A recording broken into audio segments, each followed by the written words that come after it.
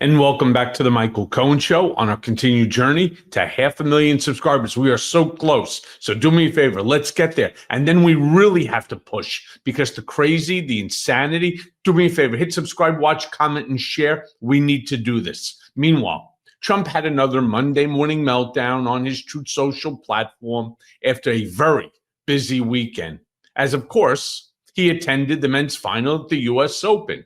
Now, mind you, his arrival, let's just say it didn't go as smoothly as he and certainly the goers would have hoped, as additionally, he got booed during the national anthem. Play the clip.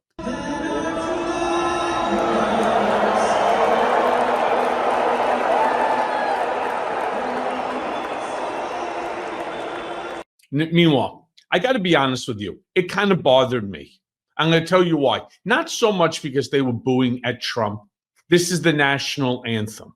I'll tell you what else bothered me. As somebody who's been a season ticket holder, I didn't go yesterday, for 17 years.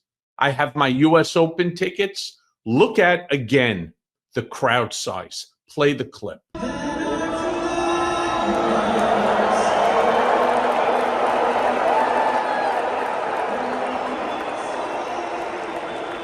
Okay, Alcaraz and Sinner.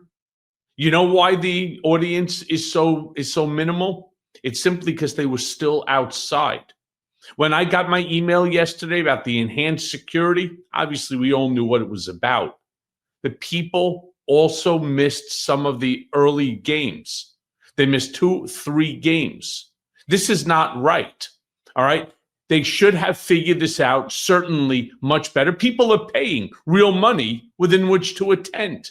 Now, mind you, an interesting point to note is also that Trump didn't show up to watch the American play, Amanda Anisimova, who played in the women's final on Saturday. Meanwhile, Fox analyst Lisa Booth, she said that she was worried for Trump. Why? Well, because there were people in the crowd who didn't like him. Play the clip. In the early 2000s. So this is a man who he's a lover of sports. I did get a little nervous looking at the crowd when you see people like Danny DeVito, who's been really negative on President Trump, or Pink, who has said really terrible things about Trump supporters in the past, or even Steph Curry, who refused a visit to the White House in 2017 after leading the Golden State Warriors to the NBA championship at the time when President Trump was in office. But I think all in all, it went well. And so, you know, I'm sure he had a great time, and I think a good time was had by all. And Jason, by the way, let me be very clear. He is a lover of sports. I knew he was going to go. Why he didn't go to the women's, don't know. But it's funny because you know who they didn't mention who was there? Bruce Springsteen. Also, not a major fan. Now, this morning on Truth Social, Trump posted about D.C. Let me show you what he turned around and said. In it, he writes, Washington, D.C. is a safe zone in just a matter of weeks. Seriously? It's a safe zone in a matter of weeks? Thank you, President Trump. Who's next? Before we take this down, I really want to. This is from Trump's own posting site, thanking himself for something that makes absolutely no sense. D.C. is a safe zone? Meanwhile, he also then goes on and he posts about Chicago. Let me show you what he says about Chicago. 6 people were murdered in Chicago this weekend. 12 others were shot and in serious condition. This would mean that over the past number of weeks, approximately 50 people were killed and hundreds were shot, many expected to die. Governor Pritzker just stated that he doesn't want federal government help. Why? What is wrong with this guy and the 5% in polls mayor? I want to help the people of Chicago, not hurt them. Only the criminals will be hurt. We can move fast and stop this madness.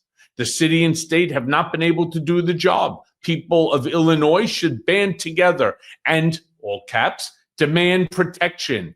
It is only going to get worse. Act now before it is too late. Sounds like an infomercial, right? Thank you for your attention to this matter, President DJT. Well, let me be very clear. Not only is it the mayor, but the governor, Governor Pritzker, does not want Trump's assistance in this matter. Now, yesterday, when Trump returned from New York City, he ranted to reporters about Chicago as well. Didn't just stop at the Post. Play the clip. No, it's a safe place now. But you've been talking a lot about Chicago, and there was Chicago's been talking a lot. So Chicago last week lost 9 people were killed and 28 people were shot. The week before it was 7 people were killed and 37 people were shot. The week before that it was the same kind of number. Chicago is a very dangerous place, and we have a governor that doesn't care about crime. I guess we could solve Chicago very quickly, but we're going to make a decision as to where we go over the next day or two. Yeah, let me be very clear, okay? Yes, Chicago, like many cities, many of which are ruby red, have real issues. Why don't you take a look at Cleveland or take a look at Louisiana as an example? Why don't you go in there and clean that up, and let's see what the real numbers come out. Now, mind you, early in the day, on his way back from the Open, a reporter asked Trump about Chicago. And I got to tell you, he got extremely patronizing, calling her darling and telling her to just be quiet. Be quiet and listen. Play the clip. That's fake news. When you say that, darling, that's fake news. Well, why would you the Department of Defense? Listen, be quiet. Listen. You don't listen. You never listen. That's why you're second rate. We're not going to war. We're going to clean up our cities. We're going to clean them up so they don't kill 5 people every weekend. That's not war. That's common sense. Okay, look, that's how he feels. Here's the problem. People want Trump, at least on our side of the aisle, to act in a specific manner. But as everybody knew going into the 2025 election, that's never going to be the Donald Trump. It's never going to be what you want. He's going to do what he wants. And now, as president, you're seeing exactly what he said he was going to do. He is going to take the National Guard and he is going to invade all of these cities, whether we like it or not. Now, mind you, in true Trump fashion, he randomly, don't know why, but he randomly brought up that Autopen nonsense again just this morning. Let me show you what he said. In it, he writes, the Biden Autopen scandal is big, not as big as the Russia hoax or the rigged 2020 presidential election, but nevertheless, one of the biggest ever. Of course, mind you, in all caps. Now, I do have to turn around and say, what Trump always does is he takes an issue that has real legs to it, like the Russia hoax. How many times even have you heard me turn around and say it's bullshit. The Steele dossier is complete and total bullshit. Now, mind you, he also posted about one of my favorite actors, Tom Hanks, and West Point. Let me show you what he said about that. In it, he writes, our great West Point, getting greater all the time, has smartly canceled the awards ceremony for actor Tom Hanks. Important move. We don't need destructive, woke recipients getting our cherished American awards. Hopefully, the Academy Awards and other fake award shows will review their standards and practices in the name of fairness and justice. Watch their dead ratings surge. Now, mind you, Tom Hanks, he's not woke. He's just a great actor. And by the way, now they have to worry about Trump canceling them simply because they're going to give an award to somebody who doesn't deserve it. Oh, yeah. Please allow me to remind you that Rudy Giuliani is, according to Trump, our president, going to get the highest honor given to any civilian, the Medal of Freedom. Sure, he deserves it. Now, look, I don't want to spend too much time on this, but I do want to show you part of a New York Times article that broke down exactly what happened with West Point and the Tom Hanks Award. Let me show it to you. In it, it turns around and says, West Point Alumni Group cancels award honoring Tom Hanks. The group was to bestow the Sylvanus Thayer Award on the actor, but it said it was canceling the event to focus on preparing Academy cadets for the future. Really. Further it goes, an alumni group at the U.S. Military Academy at West Point canceled an event that would have honored the actor Tom Hanks with one of its most prestigious awards, saying that canceling it would allow the Academy to focus on preparing its cadets for the future, according to an email sent by the group's president. Further goes on to say that the cancellation comes as military academies have been caught in the crosshairs of the Trump administration.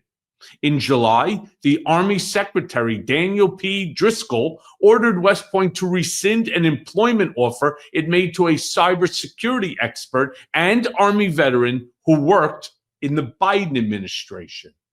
And finally, military academies have also removed books related to the themes of diversity, equity, and inclusion from their libraries as part of the Trump administration's crackdown on diversity programs. Graham Parsons, a tenured professor at West Point, resigned from the academy this year after 13 years there. In a guest essay in the New York Times in May, he accused West Point of allowing the Trump administration to dictate what it taught cadets.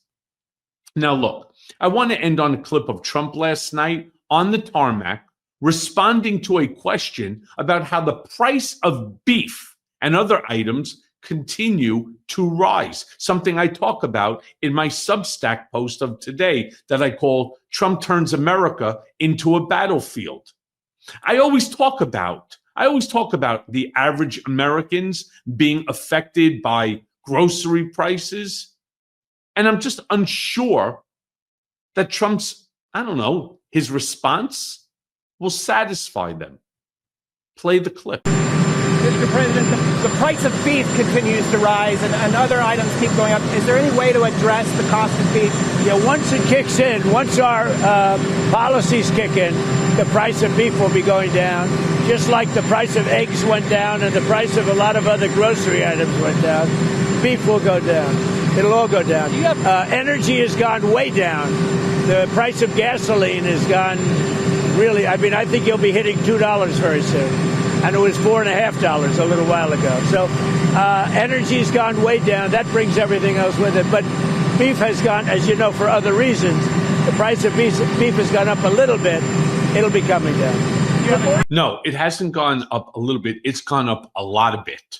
All right. Let me go on to turn around to say that the reason that there was a massive increase in the price of eggs was because of a bird flu that required like 17 million chickens to be terminated.